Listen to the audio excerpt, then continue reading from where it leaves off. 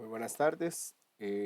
Vamos a continuar con la segunda clase de la unidad 3, eh, el tema específico de cromatografía de gases. ¿Ok? Para esta clase, ¿verdad? Bueno, en teoría ya tuvimos el segundo examen parcial y para esta clase vamos a retomar lo que estuvimos hablando la clase anterior al parcial. ¿Ok?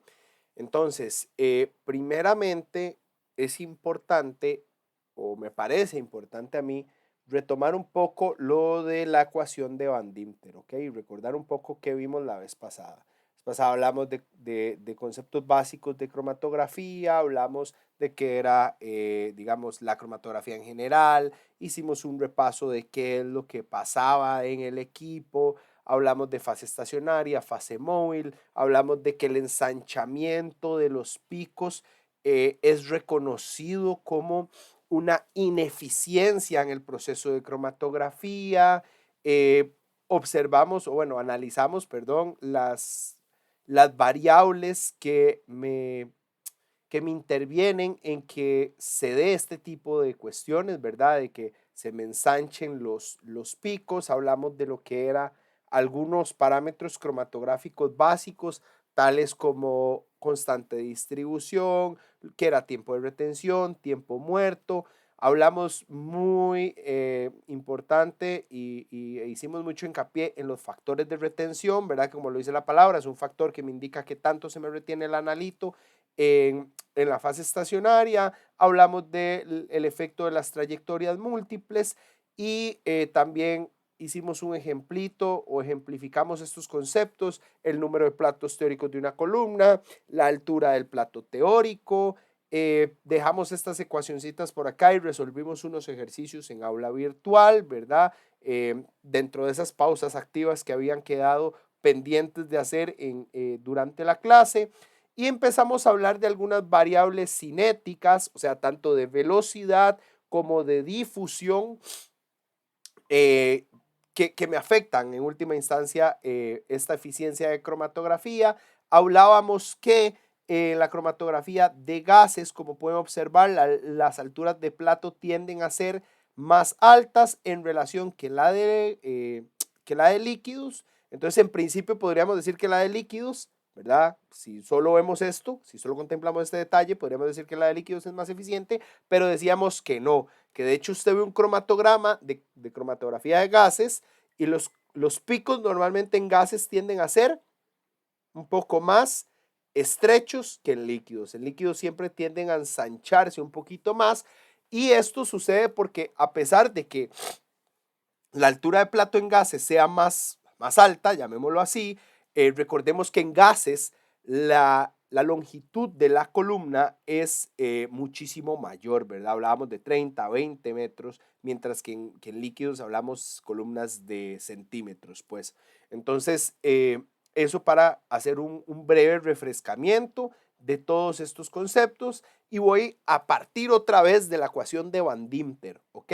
La ecuación de Van Dimter, básicamente, recordando, voy a apretar un poquito el acelerador acá, esto es altura de plato, y la ecuación de Van Dimter viene descrita por lo que estamos marcando acá. Habíamos dicho en su momento que podíamos dividirla en tres factores: el factor A, que es el de trayectorias múltiples; el factor B, que es el factor de difusión; y los factores C, que son los coeficientes de transferencia de masa, ¿ok? Entonces, nótese que estos factores tienen como variable también la velocidad lineal de flujo, ¿ok? Este U, habíamos dicho en la clase anterior, que era velocidad lineal de flujo, la velocidad de la fase móvil, ¿ok?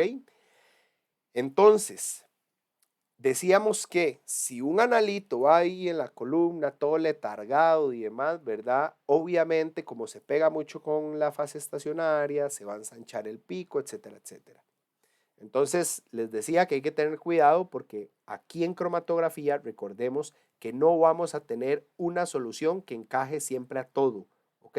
O sea, no es como, insisto, voy a volver a traer este ejemplo porque me parece muy pertinente, no es como En absorción atómica, que decíamos, nebulización. Entre mejor la nebulización, mejor la sensibilidad, porque me va a llegar más muestra a la llama. Entonces se atomiza más, tengo más señal, sea de absorción o sea de emisión. O más temperatura, más rápido me quito las interferencias. Aquí no va a ser igual. ¿Por qué? Porque si bien es cierto, yo al meterle velocidad de flujo lineal, o sea, al agarrar este factor y hacerlo grande, obviamente este cociente se va a hacer pequeño, ¿ok? Y la contribución a la altura de plato va a ser baja. Claro, porque recuerden, difusión, ¿qué es la difusión? Esa dispersión que ocurre en un medio. Entonces, el coeficiente de difusión, entre mayor sea la velocidad, menos me va a aportar a la altura de plato, por evidentes razones. Muevo muy rápido al analito, ¿ok? Pero eso, si bien es cierto, hace que esto no contribuya a la altura de plato, hace que esto sí contribuya mucho a la altura de plato. Vea que es proporcional. Y tiene mucho sentido porque vamos a ver, si usted no le permite al analito interaccionar con la fase estacionaria, de ahí no va a haber transferencia de masa. Y si no hay transferencia de masa, no tenés una buena separación. Así de fácil. ¿Ok? Entonces vas a contribuir a la altura de plato. Porque entonces, si lo mueves muy rápido, está bien, disminuir el coeficiente de difusión. Pero si lo mueves muy rápido, al moverlo tan rápido, él va a recorrer mucha distancia en la columna y por ende la altura de plato se va a hacer muy alta. ¿Ok?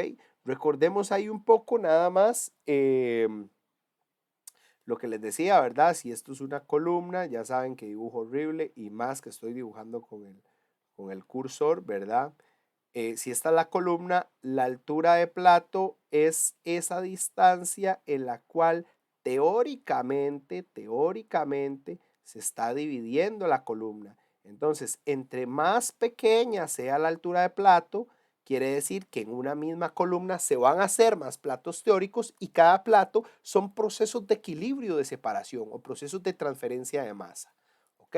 Entonces, muy importante que recordemos esto. Y lo podemos ver muy bien ejemplificado en esta ecuación, ¿ok? Nada más para recordar, el efecto de trayectorias múltiples, les ponía yo el ejemplo la vez pasada, ¿verdad? De qué pasaba si ustedes llegaban a la sede, unos iban por este pabellón, otros por el otro, otros por los del centro, ¿ok? De repente vamos a tener diferentes rutas y por ende vamos a llegar a diferentes tiempos y eso en cromatografía es un pico ensanchado, ¿ok? Realmente con velocidades, acá si lo vemos a detalle, vean que el efecto de trayectorias múltiples no tiene una relación directa con la velocidad. ¿Por qué? Porque al final del día, la velocidad a quien va a afectar es a la difusión, ¿ok? Y va a afectar a las transferencias de masa.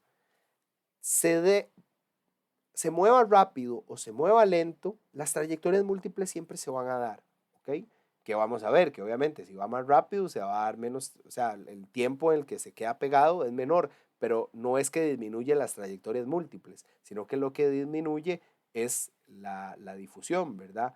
Y también disminuye el tiempo en el que se da la transferencia de masa, entonces se hace menos efectivo, ¿verdad? Entonces por eso es que las trayectorias múltiples, como ven acá, no depende de la velocidad lineal de flujo. ¿Ok?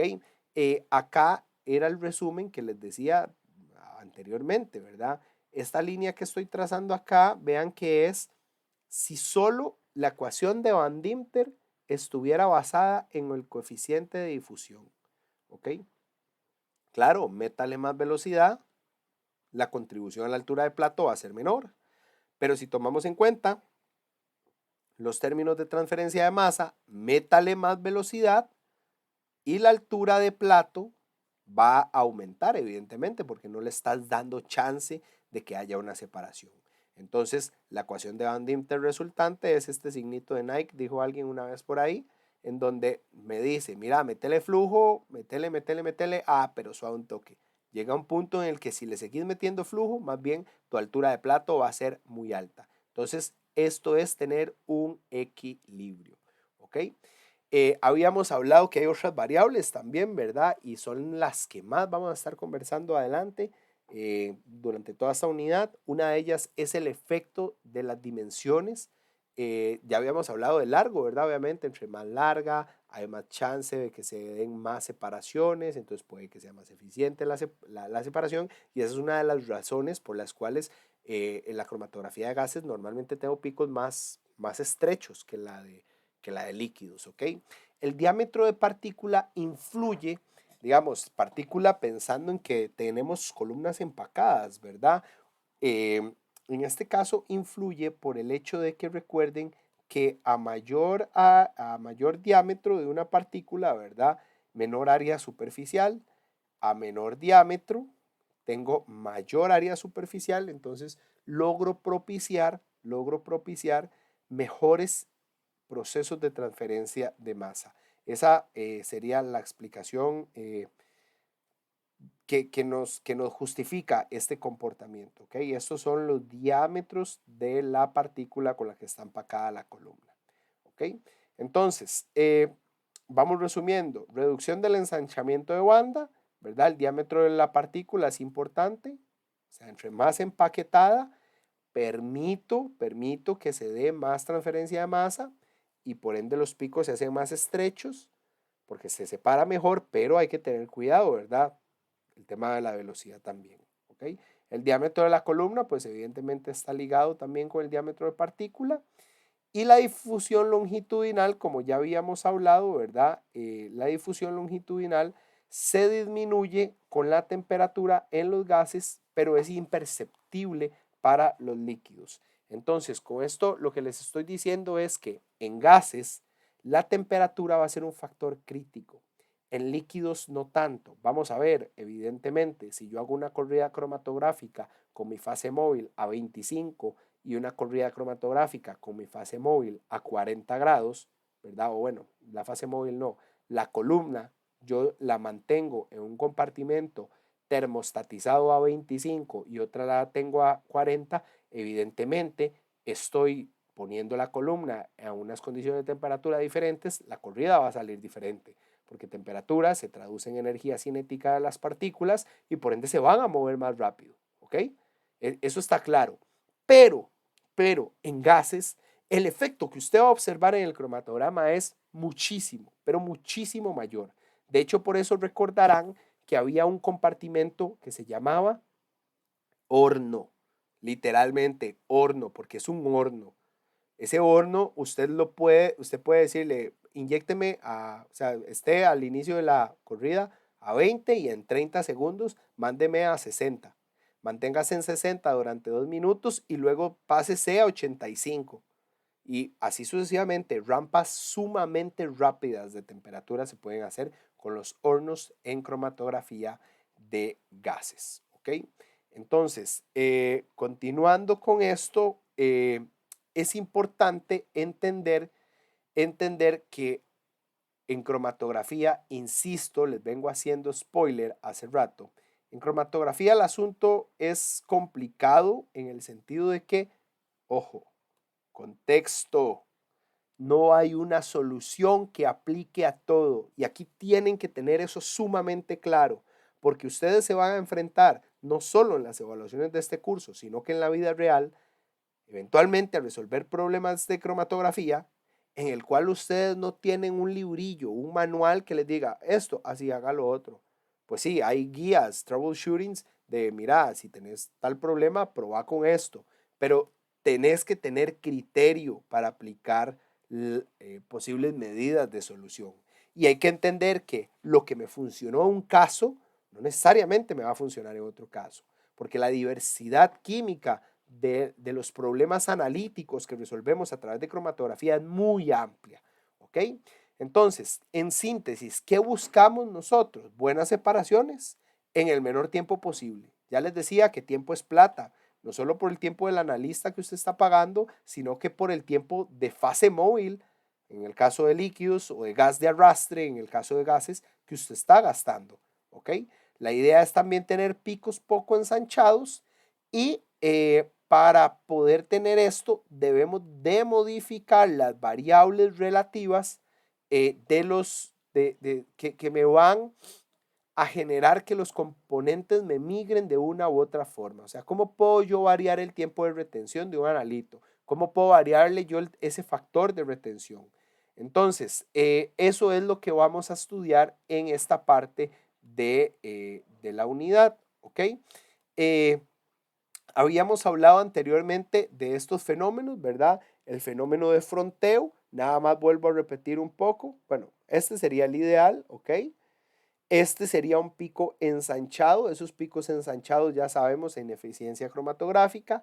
Este pico fronteado es un pico, imagínense, usted inyectó y sobrecargó la columna, ¿ok? ¿Qué es sobrecargar la columna? Que inyectaste un montón de muestra, ¿ok? Inyectaste un montón de muestra. Entonces, si ves picos fronteados, es porque estás inyectando muchísima muestra, concentraciones muy elevadas. Entonces, cuando los analitos pasan por los sitios activos, ¿verdad? Me gusta mucho esta imagen para explicarlo. Bueno, puedo usar esta. Imagínense en que de ahí yo voy por acá y aquí ya hay analito, aquí ya hay analito, aquí ya hay analito, pero aquí atrás vienen un montón de analitos más. Entonces, claro, ellos pasan y no pueden interaccionar con esos sitios activos. Entonces, usted lo que ve como respuesta en el cromatograma no es otra cosa más que una cola frontal, un fronteo, así se le llama. El coleo tiende más bien a hacer lo contrario. Imagínense que la misma columna, ¿verdad? Usted tiene un sitio aquí que está activado, una interacción específica se le llama a veces. Vamos a entender luego qué son esos sitios activados. En las columnas de cromatografía de gases hay grupos silanol, que en esos grupos silanol se enlaza químicamente los grupos químicos de la fase estacionaria. O sea, llámese que si usted tiene una fase estacionaria, una C18, que sería una cadena de carbonos de 18, ¿verdad? Eh, esa cadena de carbonos de 18 se enlaza al grupo silanol. Cuando las columnas se están ya desgastando, a veces esos enlaces se rompen y entonces quedan los grupos silanol ahí activados. Esos grupos silanol pueden generarme retenciones indeseadas en la corrida cromatográfica. Por tanto, se generan este tipo de factores, factores de coleo. O este dobleteo, a veces este dobleteo está relacionado con, con un overlap, con un solapamiento de picos cromatográficos. Tengo este pico acá, tengo este pico acá, pero no los tengo resueltos. O sea, no los logré separar. Entonces, como no los logré separar, ambos salen ahí como uno encima del otro, ¿ok? Esos son otros fenómenos que pueden suceder y que me hablan de ineficiencia en la corrida cromatográfica. Acá, ¿cómo se soluciona el ensanchamiento? Bueno, ya estuvimos hablando un poco de cómo se juegan con diferentes variables, velocidad principalmente. ¿Ok? ¿Cómo se juega con el fronteo? No sobrecarguen la columna. ¿Cómo se juega con el coleo? Bueno, hay que mantener la columna limpia, que no tenga sangrado. Sangrado es eso, lo que les decía. Estos son los grupos silanoles. Esta es la fase química que se enlaza. ¡Pum! Pierdo química, pierdo esa fase, ese enlace químico que se da entre el silanol y la fase estacionaria lo pierdo. Entonces, eso se denomina sangrado, que la columna sangre, que bote la fase estacionaria, ¿ok? A eso se le denomina sangrado. Y el dobleteo optimizando evidentemente la corrida cromatográfica. Lo que les decía anteriormente del dobleteo es esto, la resolución de la columna, ¿ok? La resolución lo que me indica es el grado de separación entre analitos, ¿ok? Y viene siendo una medida cuantitativa sobre la capacidad de separación. O sea, vamos a ver, esto a todas luces es un pico dobleteado, además de ensanchado. Vean que tiene un R de 0.75. Este a todas luces está mejor separado, pero igual está pegadito, un R de 1. Lo ideal es que usted logre tener un R de 1.5, ¿ok? ¿Cómo se calcula el R? El R se puede calcular con el tiempo de retención de la segunda sustancia menos el tiempo de la primera sustancia dividido entre 2. ¿Ok? O sea, usted resta los tiempos. Tiene que multiplicarle 2 veces esa diferencia de tiempo y tiene que tomar en consideración el ancho de la base de ambos. Entonces vean cómo otra vez el ensanchamiento de picos juega un factor muy importante.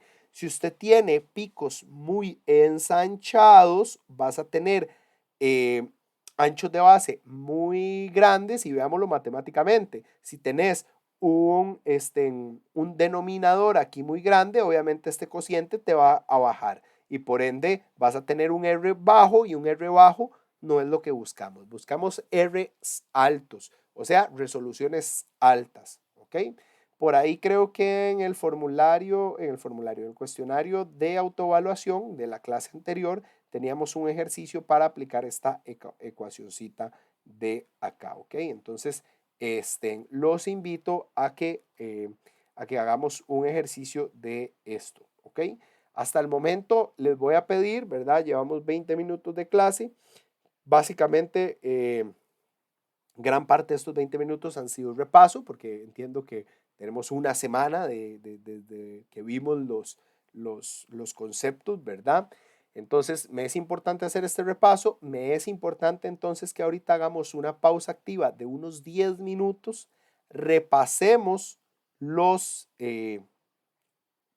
las anotaciones que hicieron en la clase anterior, ¿ok?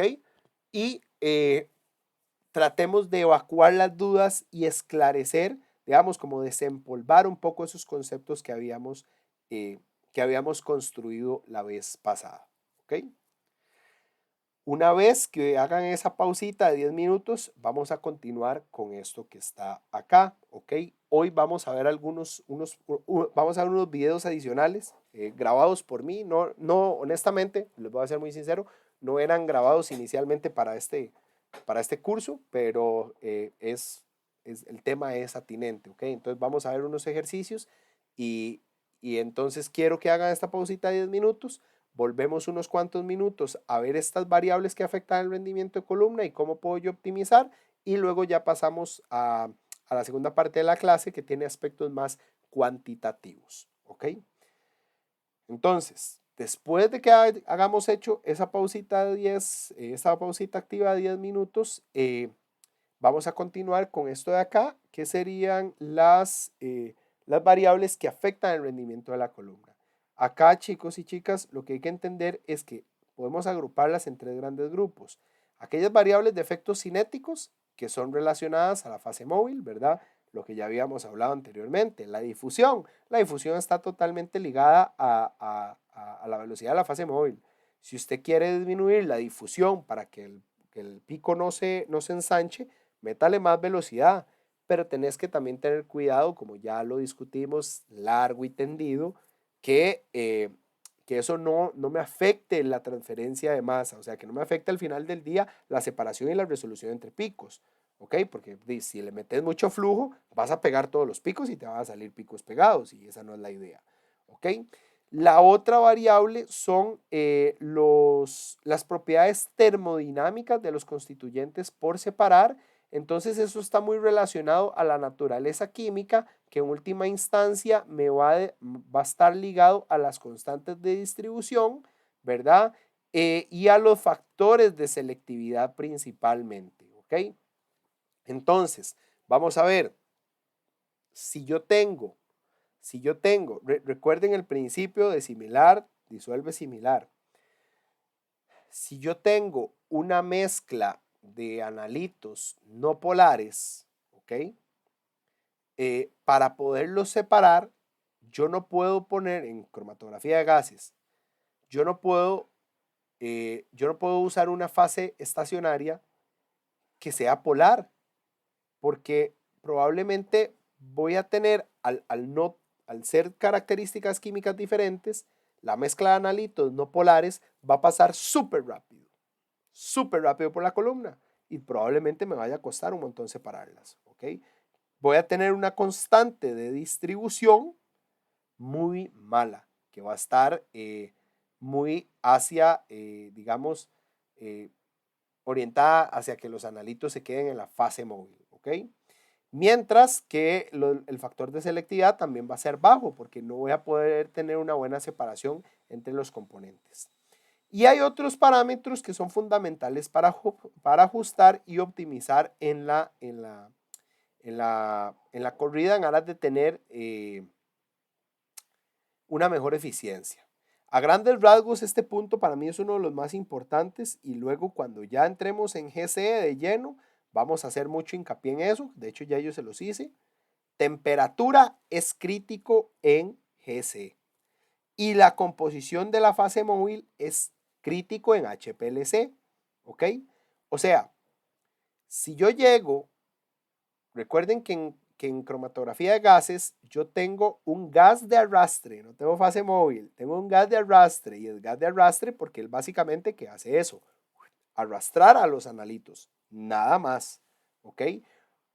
Los analitos no interaccionan químicamente con la fase móvil, solo con la fase estacionaria. O sea, el gas de arrastre solo me arrastra los analitos, valga la redundancia. Pero en HPLC, recuerden que el analito sí tiene una partición importante entre la fase móvil y la fase estacionaria. Entonces, si el analito es más afín a la fase móvil, se va a ir más a la fase móvil y se va a mover más rápido en la columna. Pero si es más afín a la fase estacionaria, se va a quedar pegado a la fase estacionaria y va a costar moverlo. Entonces, estas dos variables, la temperatura y la composición de la fase móvil, me modifican tanto el factor de selectividad como el factor de retención, ¿ok? Y hay otras variables más físicas, por así decirlo, variar el relleno de la columna, digamos químicamente, el diámetro de la partícula, la longitud de la partícula, etcétera, ¿verdad? La fase móvil, o digamos el flujo. Entonces, específicamente las modificaciones del factor de retención y de selectividad en los analitos, yo prácticamente que lo manejo de la siguiente forma. Para actuar sobre el factor de retención, yo puedo trabajar con temperatura en gases, ¿ok? Se mejora enormemente con temperatura. Si yo le meto temperatura al gas de arrastre, eso es energía cinética, entonces él va a poder sacar más rápido a los analitos, ¿ok? En la fase móvil líquida, yo más bien con que le meta temperatura no voy a ganar mucho. Además, no tengo un sistema para calentar la fase móvil. Lo que sí tengo es un sistema que, por ejemplo, supongamos que usted tiene una columna en cromatografía de líquidos C18. O sea, es una columna no polar. Y usted está separando, no sé, cafeína, que es relativamente polar, pero tiene un gran componente no polar, ¿ok? Y ácido benzoico, similar a lo que ustedes van a hacer en la práctica de laboratorio. Entonces yo tengo una fase móvil 80 agua, 20 metanol, ¿ok? Y resulta que yo veo que me sale la cafeína rápido, pero el ácido benzoico se me queda un poquito pegado. Claro, probablemente porque el anillo aromático del ácido benzoico, que es muy no polar, a pesar de que el ácido benzoico es polar, evidentemente tiene un grupo carboxilo, bueno, un grupo ácido carboxílico, el anillo aromático va a interaccionar con la parte C18 de la columna, no polar, ¿verdad? Entonces se va a quedar más rápidamente pegado. Entonces, si mi fase móvil es 80 agua, 20 metanol, yo tengo que aumentarle, que obviamente a todas luces 80 agua, 20 metanol, la fase móvil es polar, tengo que aumentarle un poquitito la no polaridad. ¿Cómo hago o más bien, cómo hago para bajarle un poquitito la polaridad a esa mezcla 80-20? De ahí meterle más metanol. Profe, ¿el metanol es polar? Sí, es polar, evidentemente. Claro, eso no hay duda. Pero entre el agua y el metanol, ¿quién es más no polar? El metanol. O sea, el metanol es menos polar que el agua, claro está. Entonces lo que hago es meterle un poquito más de metanol para que el ácido benzoico me lo traiga más rápido, digamos, y no se quede tan retenido. ¿Ok? Entonces, más o menos así es como vamos a estar trabajando en la cromatografía, tanto de líquidos como de gases. Estos son los factores, ¿verdad? Temperatura y fase móvil que me afectan el factor de retención, ¿ok? Porque el factor de retención, recuerden que era el tiempo de retención menos el tiempo muerto, era algo así como TR, ¿ok? TR menos TM entre TM, que TM era tiempo muerto o el tiempo en el que salen las primeras moléculas de fase móvil, ¿ok? Entonces, básicamente que el factor de retención es que no se me retenga mucho. Entonces, métale más fuerza de eluencia, a eso que se haga más no polar o que se haga más polar, eso va a depender del caso. Por eso vuelvo otra vez, porque si estuviéramos en clase presencial, ya me los imagino preguntando, profe, entonces si hago que sea más no polar, ¿es que tiene mayor fuerza de eluencia? No, o sea, usted puede hacer más no polar una fase móvil o la puede hacer más polar y en ambos casos usted puede hablar de que le está aumentando la fuerza de eluencia. Todo depende del caso específico. Vamos a ver, si usted tiene una columna no polar y usted tiene una columna, una columna no polar y tiene una fase móvil polar, ¿ok? Con que usted haga más no polar la fase móvil, o sea, que se parezca químicamente la naturaleza más a la fase estacionaria, usted aumenta la fuerza de eluencia. ¿Ok? Entonces aplica el caso contrario. Si tenemos una fase estacionaria polar y la fase móvil es no polar, si usted le aumenta la polaridad a la fase móvil, entonces le estás aumentando la fuerza de eluencia. ¿Ok? Entonces, en síntesis, el factor de retención se modifica modificando la fuerza de eluencia. En gases, como no hay interacción química, la única fuerza de eluencia es con temperatura para que se muevan más rápido las partículas. Y si queremos actuar sobre el factor de, sobre el factor de selectividad, ya ahí sí tenemos que hacer modificaciones un poco más fuertes, como cambiar la composición de la fase móvil. La temperatura también sirve y evidentemente también la composición de la fase móvil va a servir, ¿verdad? De la fase estacionaria, evidentemente esto ya es una modificación más fuerte, o utilizar efectos químicos especiales. Ese efectos químicos especiales lo vamos a ver más adelante, pero se conoce con el nombre de derivatización. La derivatización es el hecho de que yo pongo a reaccionar a mi analito con otra sustancia para cambiar sustantivamente la naturaleza o comportamiento químico de la misma. ¿Ok? Entonces, aquí está lo que les decía antes. ¿Cómo vemos el efecto de la variación del solvente?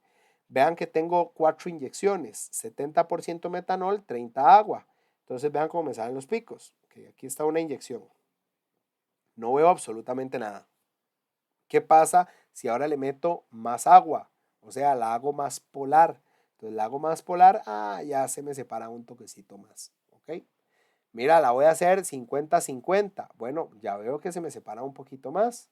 Aquí ya la voy a invertir totalmente. La voy a hacer más polar. ¿Ok? Entonces, al hacerla más polar, 40% metanol, 60 agua, ya veo en donde todos los 5 picos quedan bien separaditos. ¿Ok? Entonces, ahí estoy modificando el factor de retención y el factor de selectividad. ¿Ok? Algo que ustedes tienen que ir desarrollando es ese pensamiento crítico. Una pregunta que les podría salir aquí bien y de una vez se las voy tirando, como quien dice, es la siguiente. Yo ahí les podría decir, de acuerdo con el cromatograma que se presenta en la figura tal, ¿qué puede sugerir usted acerca de la naturaleza de la fase estacionaria? ¿Qué fase estacionaria tengo yo ahí? ¿Ok?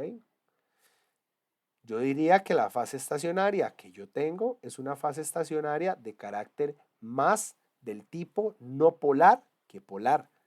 ¿Por qué?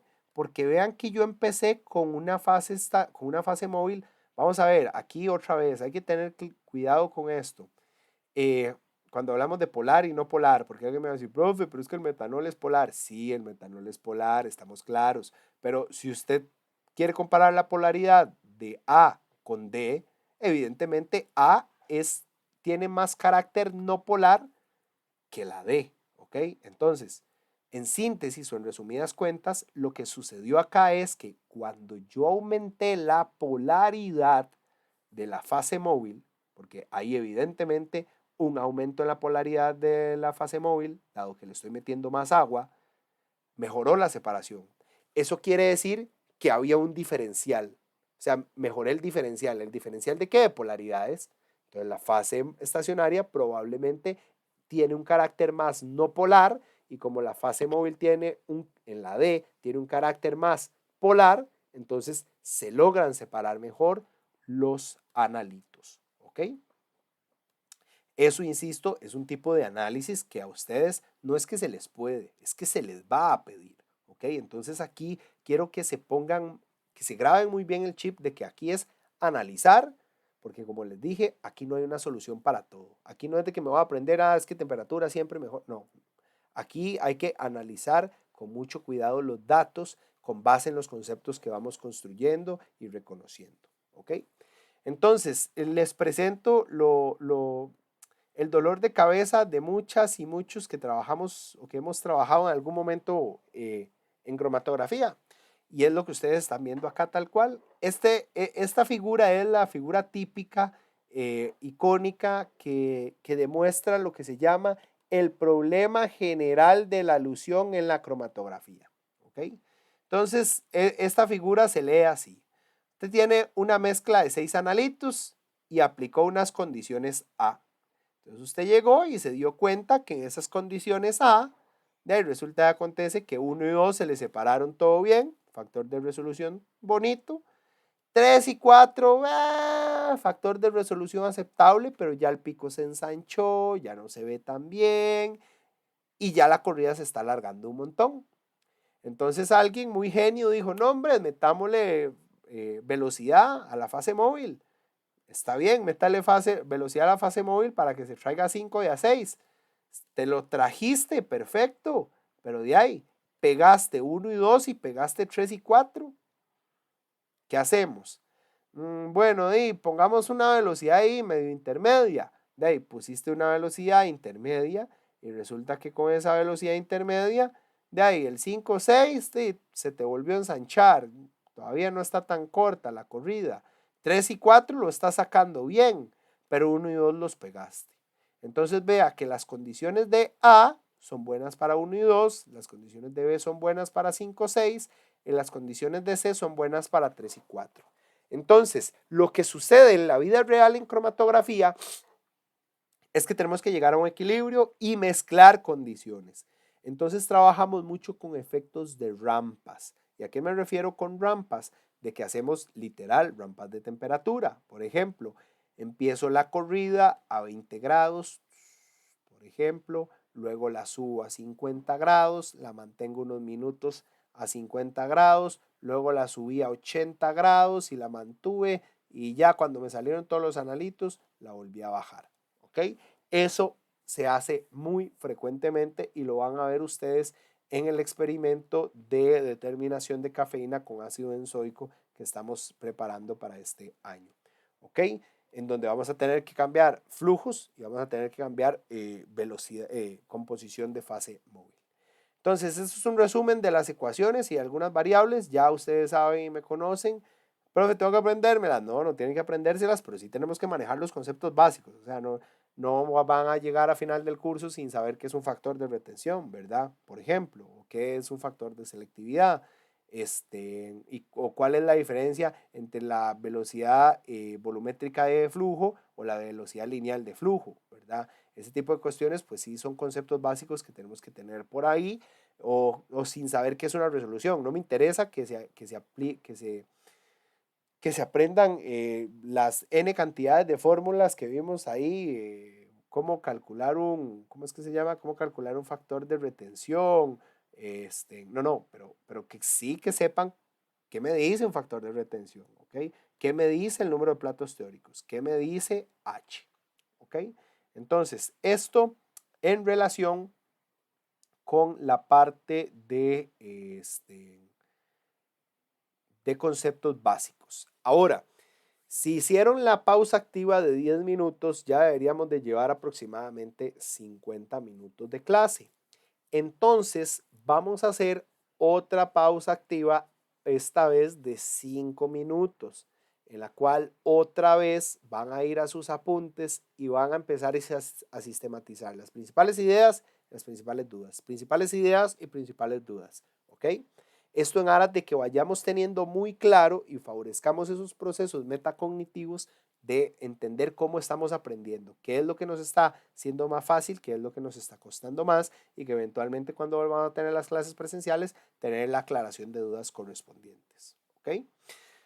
Ahora bien, después de que hagan esa pausita activa de 5 minutos, vamos a entrar a los aspectos cuantitativos en cromatografía. ¿Ok?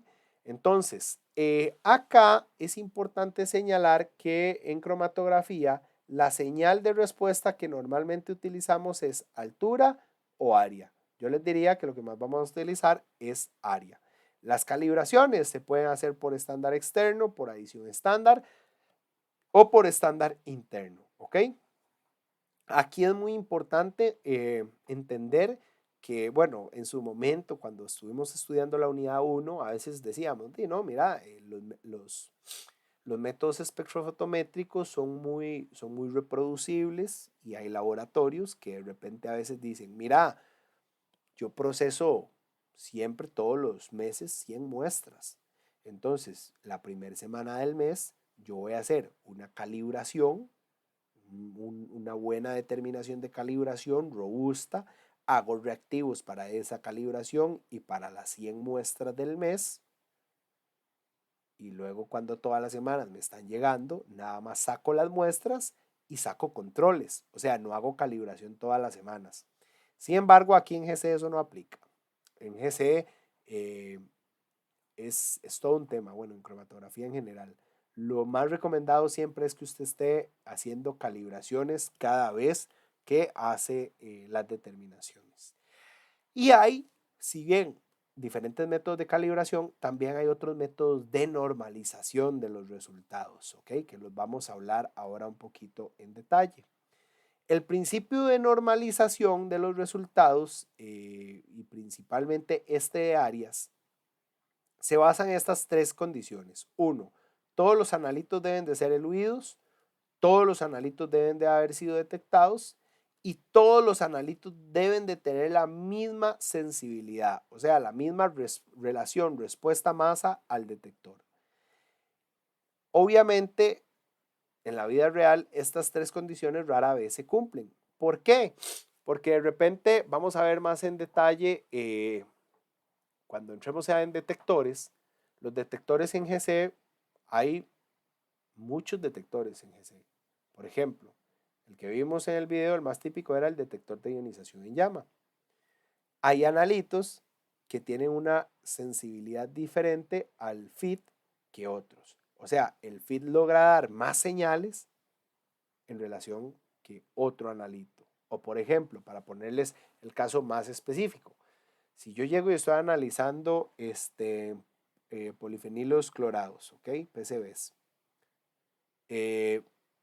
y yo lo meto en un FIT, y yo lo meto luego en un detector que se llama SD, detector de captura electrónica, la sensibilidad en el SD va a ser muchísimo mayor que si yo lo meto en el FIT, porque el FIT solo me piroliza.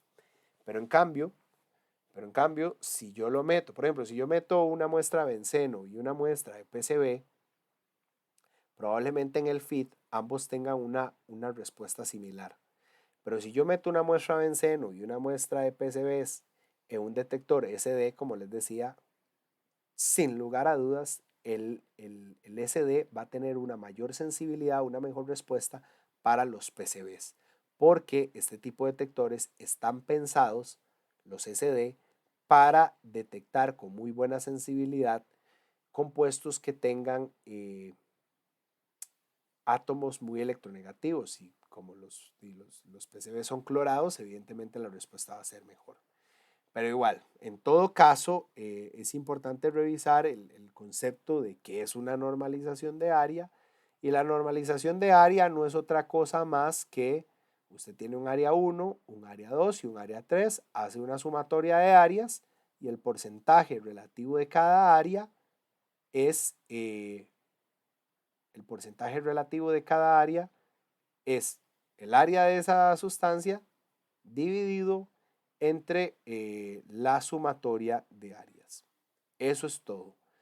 Y ustedes me van a decir, profe, pero entonces la calibración instrumental y todo lo que hemos visto y todo lo que hemos aprendido, ¿para qué sirve? O sea, si esto al final del día, tal y como nos lo está diciendo usted, los tienen respuestas diferentes y yo no voy a, o sea, vamos a ver, no es que yo voy a reportar la concentración en función del porcentaje de área, no, pero sí me sirve para cierto tipo de, vamos a ver, principalmente a veces usamos estándar interno o también me sirve mucho para tener una, ¿cómo decirlo? Tener un cierto control de calidad, para tener un cierto control de calidad sobre,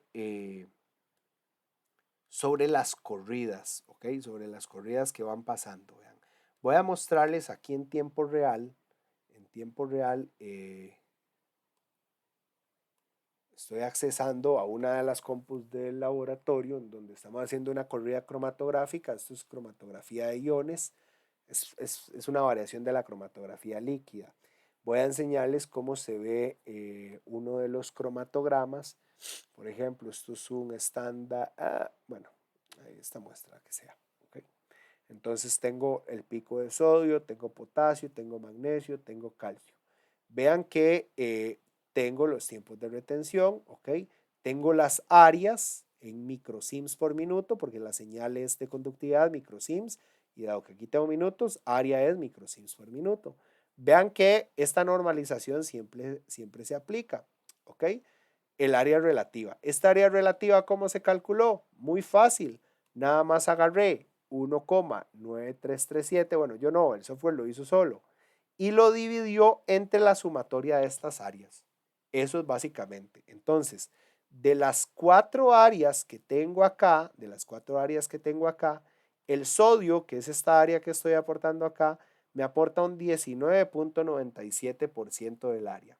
Eso me puede servir a mí, no necesariamente para luego reportar la concentración en miligramo por litro de sodio, que es lo que a mí me sirve, pero sí para tener cierto control de calidad sobre las corridas. Por ejemplo, vean que en este caso me varía entre, para la muestra RC me varía el porcentaje de área de sodio de 19,93 a 19,97. ¿Ok? Eso me sirve que sí, profe, que puede verlas con el área. ¿Por qué no las ve con el área? Bueno, sí, se puede ver con el área. Pero lo que quiero decirles es que es una forma de cómo yo normalizo los resultados. Ojo, no necesariamente los cuantifico. ¿Ok? Eso es una de las formas que se aplica. Aquí viene un ejemplito, ¿verdad? Muy sencillo, que también ya se los acabo de mostrar ahí con el software. ¿Ok? Otra es la normalización con factor de respuesta. ¿Ok? Si yo tengo estándares disponibles, es posible que yo obtenga factores de respuesta. Ya de los factores de respuesta habíamos hablado inclusive en la clase. Entonces, un factor de respuesta no es otra cosa más que el factor de respuesta de un estándar, ¿ok? Y el factor de respuesta, pensémoslo como casi que como la pendiente de calibración. Entonces, si yo quisiera calcular las concentraciones a partir de factores de respuesta, lo único que tengo que hacer es multiplicar las áreas por factores de respuesta y listo. ¿Ok? Eso sería lo que deberíamos de hacer. Acá les dejo un ejemplito, ¿verdad? En donde está normalizándose los resultados en términos porcentuales, con el factor de respuesta. ¿Ok? Cuando utilizamos estándar interno en cromatografía, hay otro concepto que se denomina factor de respuesta relativo. ¿Ok? El factor, vean que estoy siguiendo la misma lógica. Yo sé que me avancé un toque rápido acá, pero es que quiero que lo veamos directamente con el factor de respuesta relativo. El factor de respuesta relativo no es otra cosa más que una relación de las áreas de analito entre la relación de las concentraciones del analito y estándar interno. ¿Ok? Entonces, vamos de nuevo. Cuando voy a ponerlo con este ejemplo. Cuando hacemos calibración con estándar interno, ya ustedes saben que tengo que sacar relaciones de área, analito entre estándar interno, para graficarlas contra la relación de concentraciones, analito versus estándar interno, ¿ok? Entonces el factor de respuesta es exactamente lo mismo. Agarren esto y pásenlo a dividir acá, ¿ok? Es como que yo esté calculando la pendiente, básicamente, ¿ok? Esa es una forma de hacer cuantificación también con factor eh, de respuesta relativo. Entonces, vamos a pasar a los ejercicios, ¿ok? Si ustedes han hecho, si ustedes ya han hecho las pausas activas recomendadas, que en este caso han sido una de 10 minutos y una de 5 minutos, ya deberíamos de llevar 1 hora con 5 de clase, ¿ok?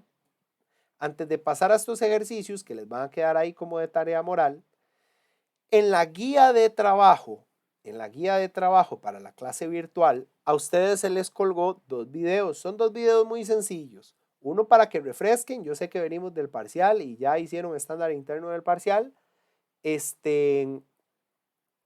Van a hacer van a darle seguimiento a los 2 ejercicios que les propongo. Uno es cuantificación con estándar interno propiamente y el otro es cuantificación con factor de respuesta relativo y estándar interno. Entonces van a ver esos 2 videos. Entre esos 2 videos se van a llevar una media horita, ¿ok? Entonces, la idea es que con esa media horita entre esos 2 videos, porque los explico relativamente despacio, ustedes luego puedan entrarle como tarea moral, ¿verdad?, a estos ejercicios. Entonces, este está aquí en el libro, ¿ok? Este es del libro. Luego les puse uno adicional, que es de estándar interno como tal, y les puse otro de factor de respuesta relativo. Entonces, en este caso, insisto, no voy a responder, no voy a resolver estos en cuestión por el simple y sencillo hecho de que les estoy dejando la resolución de otros 2 ejercicios para que ustedes puedan comparar y luego hacer estos 2 que les estoy dejando, bueno, estos 3 que les estoy dejando acá. Serían prácticamente 2 porque estos ya vienen, este primero ya viene resuelto porque es del libro. Estos 2 sí son adicionales, por estándar interno y por factor de respuesta relativo con estándar interno, ¿ok? Entonces, hagamos esa actividad, váyanse a ver los videos con calma y denle seguimiento. Inclusive, si pueden pausar el video e ir aplicando los conceptos a estos ejercicios, sería excelente, ¿ok?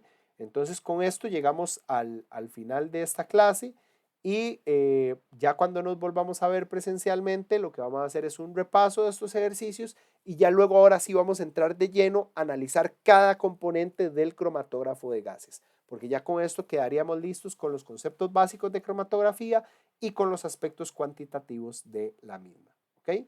Entonces, espero que hayan podido seguir la clase, espero que les haya sido de utilidad. Nos estamos viendo el día jueves 2 de mayo. Saludos.